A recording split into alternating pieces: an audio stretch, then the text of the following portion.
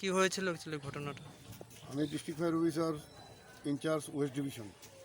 আমার ওসি মহারাজগঞ্জ বাজার fire service একটা কল পাইছে 13:30-এ যে ঋষিপাড়া এখানে একটা 3.5 বছরের মেয়ে নদীর জলের স্রোতের মধ্যে পড়ছে। ওইটা উড়ে পাওয়া যেতেছে না।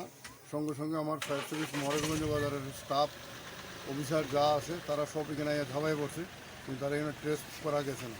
আর জলের স্রোতও ছিল, যার লেগা খোঁজ করা খুব মুশকিল। আমরা ওই ইয়েতে খবর দেওয়া হয়েছে, টিএসআর টিমদের খবর দেওয়া হয়েছে। তারা তাদের বোট টোট নিয়ে তারা রেস্কিউ করার চেষ্টা করতেছে, বাচ্চারা খুঁজে পায় কিনা।